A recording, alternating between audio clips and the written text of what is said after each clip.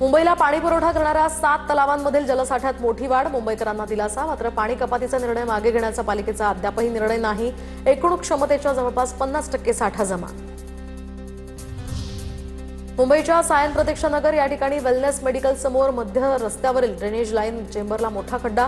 TV9 मराठीच्या बातमीनंतर रात्रीतनं हा खड्डा भरलाय। बेस्टच्या 23 आगारांचा व्यावसायिक वापर करण्याचा निर्णय, उत्पन्न वाढीसाठी सार्वजनिक खासगी भागीदारी तत्वावर आगारांचा व्यावसायिक विकास करणार। उत्पन्नातनं 5000 नव्या बसेस खरेदी केल्या जाणार। मुंबईतील भोगवटा प्रमाणपत्र नसलेल्या म्हाडाच्या इमारतींना अभय योजना लागू करावी, ठाकरेंच्या शिवसेनेचे आमदार अनिल परब यांची मागणी।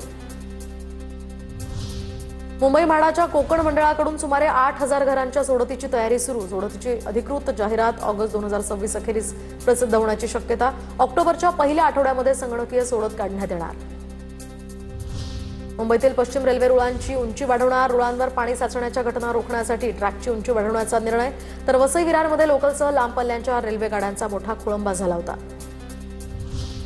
नवी मुंबईच्या सीवूड सेक्टर 48 मध्ये एका घरातील स्लॅब कोसळला। साईप्रसाद सोसायटीमधली ही घटना।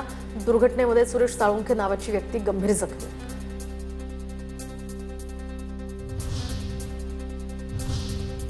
आता बघूयात पुणे जिल्ह्यातल्या टॉप 9 बातम्या। पुण्यात संत ज्ञानेश्वर महाराज पालखीचं दर्शन घेण्यासाठी नागरिकांची मोठी गर्दी। तर काल संध्याकाळी पालखीचं पुण्यात आगमन। पुण्यामध्ये 2 दिवस पालखीचा मुक्काम असणार। संत ज्ञानेश्वर महाराजांच्या पालखीचं दगडूशेठ हलवाई गणपती मंदिरामध्ये मोठ्या उत्साहात स्वागत। माऊलींच्या जयघोषानं वातावरण भक्तिमय। देदीप्यमान सोहळा अनुभवण्यासाठी पुणेकरांनी गर्दी केली। मुख्यमंत्री देवेंद्र फडणवीस आज पुण्यामध्ये पालखीचं दर्शन घेणार। नागरिकांना त्रास होऊ नये म्हणून रात्री 10 वाजता मुख्यमंत्री फडणवीस पालखीच्या दर्शनासाठी येणार। वारकऱ्यांना OTPद्वारे गॅस सिलेंडरचा पुरवठा होणार। आषाढी पालखी सोहळ्यातील लाखो वारकऱ्यांच्या सोयीसाठी पुणे जिल्हा प्रशासनाची विशेष सुविधा उपलब्ध। पुण्यात गोरगरीब वारकऱ्यांची मनपाकडून लूट। तर गंजपेठेमधील सोनवणे रुग्णालयासमोरील मनपाचं शौचालय वापरण्यासाठी ठेकेदाराकडून पैशांची मागणी। वारकऱ्यांसाठी मोफत शौचालयाचा मनपाचा दावा फोल। जुन्नर तालुक्यामध्ये मुसळधार पावसानं वडस धरणातनं मीना नदीपात्रामध्ये 10,000 क्युसेकनं पाण्याचा विसर्ग। पाणी सोडल्यामुळे मीना नदीनं रौद्ररूप धारण केलंय। तर नारायणगाव इथल्या मेहेर पूल, नेवकर पूल, केटी बंधारे, आठवडे बाजारतळ पाण्याखाली आहे।